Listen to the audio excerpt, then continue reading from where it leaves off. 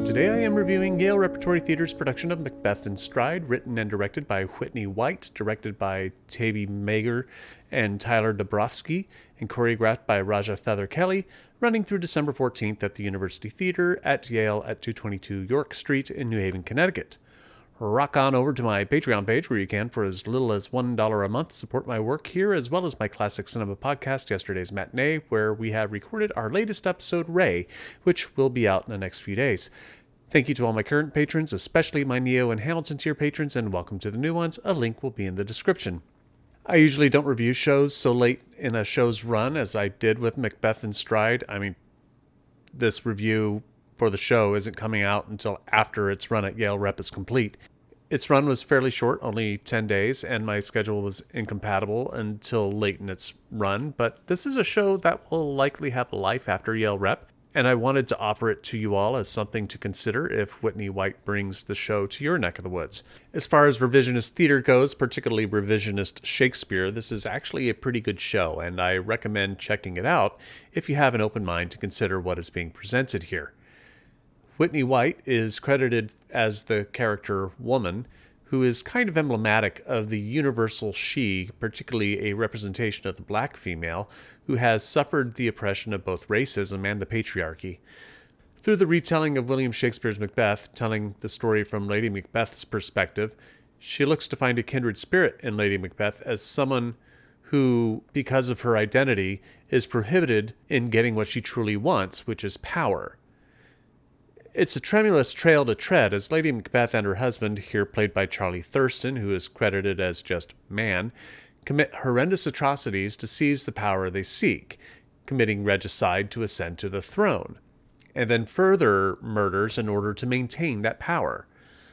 The narrative can become a bit murky as White attempts to find a kindred spirit between Lady Macbeth with oppressed women. It works to a degree, but the result of her actions with Macbeth display the repercussions of such violent displays of attempting to achieve greatness. Macbeth in Stride can be perceived as a cautionary tale in that regard, a sort of we understand why she did what she did if we don't necessarily condone its kind of narrative. The musical is very empathetic to Lady Macbeth in that regard. And yes, it is a musical. White performs with 3 backing vocalists, Holli Conway, Phoenix Best, and Ciara Alyse Harris, who are representative of the 3 witches from the play.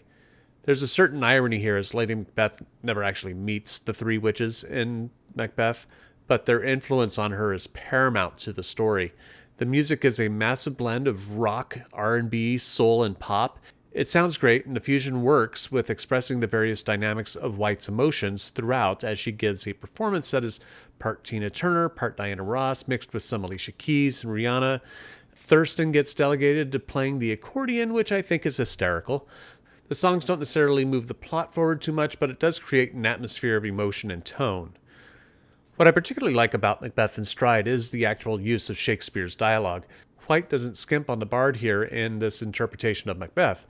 Aside from some tangential dialogue by the witches that Lady Macbeth isn't privy to, everything is pretty much from what she would have seen or been secondary witness to, addressing how the play moves forward, delegating Lady Macbeth to a background character once Macbeth must conspire to kill Banquo, and then defend his castle to maintain control of the crown. But these are mostly things she isn't involved in, not directly anyway. White wisely ends Macbeth in Stride where Lady Macbeth's story ends, because it's her story. Lady Macbeth wouldn't know what happens to her husband after her demise. I like that choice. It keeps that perspective going, having the modern-day woman parallel of being unsure of the future present. I like that the musical doesn't have a clear conclusion. White's Woman isn't completely sure what to make of herself in light of the consequences of Lady Macbeth, but that is still the truth today. Life is unfair, especially for women of color who fight and struggle, sometimes beyond the rules of society, to get what they need to not only survive, but to achieve recognition for the greatness that they know they are. Lady Macbeth knows her place as queen is destined, and she is willing to do whatever it takes to get there. On the surface, this is admirable, but when guilt and consequence of action sets in, are you able to accept what you did to get where you are? It's a complex question that White offers the audience, and the answer isn't as black and white as everyone would expect. The cast is good, the Shakespearean dialogue is delivered a bit clunky at times, but the message is successfully brought across. Daniel Soule's scenic design is great. I love the concert setting for telling the story. There's some great drops that contour the stage, and Jeanette Oi-Suk used lighting ornaments the set beautifully. There were some sound issues the night I was in attendance. It probably has to do with the constant swapping between handheld mics and headsets.